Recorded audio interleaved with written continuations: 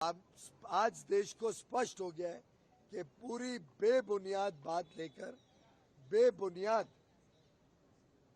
विषय को इन्होंने लोगों को गुमराह करने की कोशिश की है। लेकिन देश की जनता समझदार है और देश की जनता इनको मुंह तोड़ जवाब फिर एक बार बिहार के चुनाव में देगी। और आगे आने वाले दिनों में चाहे पश्चिम बंगाल हो चाहे कर्नाटक हो, इन सभी प्रदेशों में इस प्रकार के कारनामों के कारण, अपने भ्रष्टाचार के कारण ये विरोधी दल के नेता और इनके पक्ष जनता की विश्वास को पूरी तरीके से खो बैठे। सर, राहुल गांधी कह रहे हैं कि सरकार डर रही है, इसलिए इस पर चर्चा नहीं करा रही है। नहीं, पर चर्चा करने के लिए तो बुलाया था इलेक्शन कमीशन ने, तो क्यों नहीं गए इलेक्शन कमीशन के पास चर्चा करने?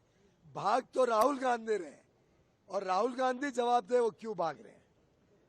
सर, चुनाव ये भी कह रहा है कि लिख कर दे दीजिए राहुल गांधी को, जो आरोप लगा रहे हैं वो भी वो नहीं दे पा रहे हैं, क्योंकि सत्य के साथ नहीं खड़े हैं। पूरी तरीके से असत्य की बात राहुल गांधी जी कर रहे हैं और इसीलिए डर रहे हैं। आखिर जब उनके ऊपर मानहानि का मुकदमा हुआ, डिफेमेशन केस, तब वो पेश हुए तो ओथ पे उनको स्टेटमेंट देना पड़ा कि नहीं? तब क्यों नहीं उन्होंने कहा कि मैंने लोकसभा में एमपी का ओथ लिया, इससे अब मैं ओथ नहीं लूंगा। देश में व्यवस्थाएं हैं, कानून है। कानून कहता है कि जो भी आप कहो उसका एफिडेविट देना पड़ता है, उसका ओथ पर आपको कंफर्म करना पड़ता है जो कह रहे हो वो सच है। तो ये राहुल गांधी भाग रहे हैं, सच्चाई से भाग रहे हैं और इसका स्पष्ट आज भी हो गया। उन्होंने जो इलेक्शन कमीशन ने मांगा वो देने से इनकार कर दिया, यानी इनकी बात ही असत्य है। पूरी तरीके से असत्य बोलते हैं राहुल गांधी जी और असत्य के साथ खड़े होते हैं।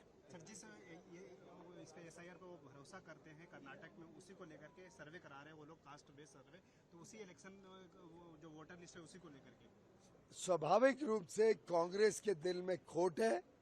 विपक्ष चिंतित है कि उनके काले कारनामे खुल रहे हैं, दूध का दूध पानी का पानी हो रहा है, सच्चाई सामने आ रही है और राहुल गांधी समेत ये विपक्षी नेता, चाहे वो आरजेडी के तेजस्वी यादव हो, चाहे तृणमूल कांग्रेस की ममता बनर्जी हो, इन सब का नकाब खुल रहा है।